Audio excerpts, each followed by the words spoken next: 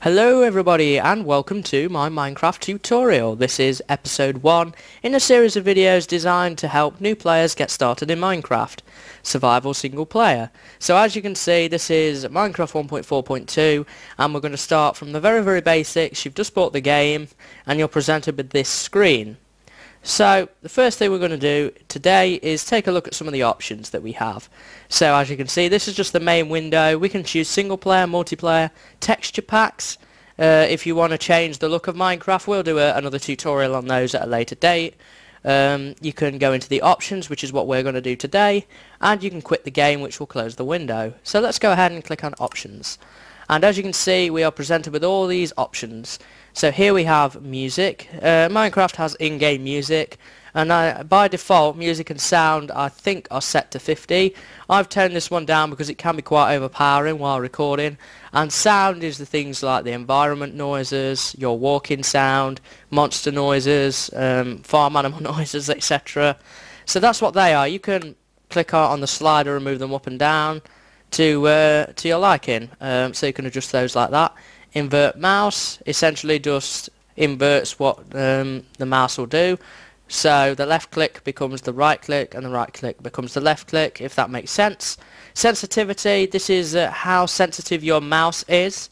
So if you increase this, you will turn a lot faster by moving your mouse less and that kind of thing. FOV, if you can turn this up to kind of give yourself a different visual, it kind of makes it like you're more lean back if you go to like Quake Pro. And we'll look at more of these options probably in another tutorial. I just want to explain what they all do. Difficulty, you can go on peaceful, which is what it's set to now. No monsters on peaceful, your health regenerates and you don't get hungry. And you can play on easy, normal or hard. I prefer to play on hard. So we have a bunch of stuff down here, so let's go and check these out. Video settings, graphics, mine is set to fancy. You can choose fancy or fast. This is sort of a performance tweak. You can turn it down to fast if you have a lower end computer. So that's all that really does. It just changes the look of leaves and things, and the way light passes through certain objects, but that's about all that does. It's just a basic performance tweak. Render distance, again, you can choose this depending on what you want for a render distance. The render distance essentially is another performance tweak depending on how much you want to load into the game. So if you have a lower end computer, you might want to start with tiny, then move up to short, normal, and then what I have it set to is far. So if you have a good computer with a good graphics card, then probably far is the way to go. Smooth lighting, what this does essentially is it's a bit of another performance tweak, but it changes the look of the game. If you want lighting to appear more like it is in the real world, then you would turn this on. I have it set to off so I can see more clearly what the light levels are on a block by block basis. And we'll talk about that when we go cave splunking. Excuse me, in a later tutorial. Performance, this is another performance tweak. You can choose balanced, power saver or max FPS. Balanced is just a balance between using power and the frames per second you get. Power saver reduces your frames per second but saves power, and max FPS, it gets the maximum amount of frames out of your game, but it does come with higher power consumption. Generally I've not found anyone to come across any difficulties with that, so you could leave it at balanced if you want. I prefer to have a few more FPS, so I go up to max FPS. 3D analograph, all that's really for is if you have the old style blue and red glasses, you can view the game in 3D. There's not a lot you can do with that really. It's meant to be able to look 3D. View bobbing, this is sort of like a walking effect for your character. What view bobbing does essentially is it gives you like a little walking effect, as if you were walking. I have this turned to on. You can have it off if you want to. It's entirely up to you. The GUI scale is how big you want the buttons. I leave mine on auto, it does it all for me, but you can change it to small, normal or large. I leave it at auto. There's advanced OpenGL. This only renders what you see if you turn it on. If you turn it off, it renders things around you. Brightness is how bright you want the game. I have it up to bright so I can see absolutely everything. If you wanted to make it a bit darker, you can lower this down to moody or something in between, and you can just drag this slider. Clouds, you can either turn on or off. Turn that on. Particles, all particles are is like little particles such as water and lava dripping from blocks above you and the bedrock fog particles. I leave them on all. You can either have them degreased or minimal, which doesn't really display much, or you can have them on all. This is again more of a performance tweak, but I've not noticed any improvement by turning them off. Server textures is if your server or you're joining a server has a specific texture pack, then you can display that.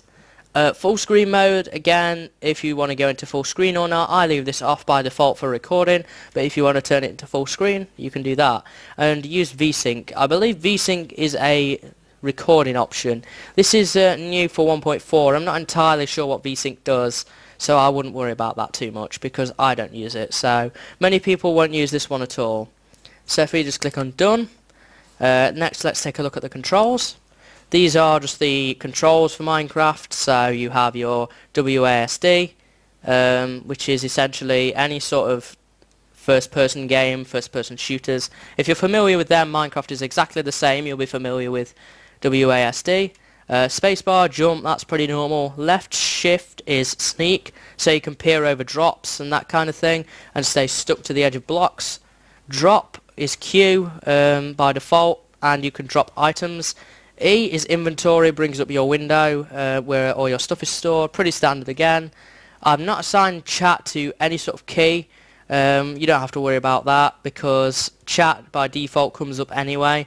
It's just to turn it on and off. You can have a tab button to list the players on your game if you're playing on a server. Button 3, which is your middle mouse wheel, picks the block, and slash is command. By the way, I forgot these two buttons at the top. Button 1 is your left mouse button and button 2 is your right mouse button. So you can attack with your left mouse, and with your right mouse you can use an item. So that might be to eat some food or something, and you'll see exactly when we get into the tutorials what we can do with these buttons. So we can click done again here. We have the language, you can just choose the language.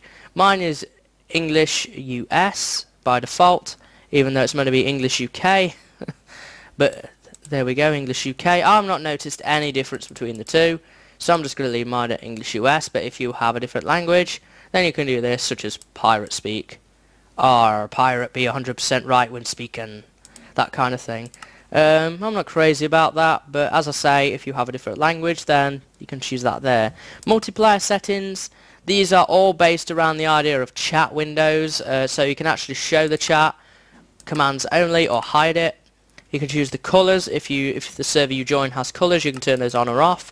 Web links, you can allow web links so that you can click on them and then go to that web page. The opacity of the chat window, I like to turn this down when I'm going on servers so that it's not so overpowering. Prompt on links, essentially all that is when you click on a link, it will bring you up with a prompt saying do you want to connect to this website or not, and that's about all that does. Multiplayer settings, show cape. Essentially, if you've been to Minecon, you get a cape, and you can turn this on or off from here. Now, I'm guessing if you're new to the game, you probably haven't been to Minecon, so I wouldn't worry about that. So, the last set of settings is the Snooper settings.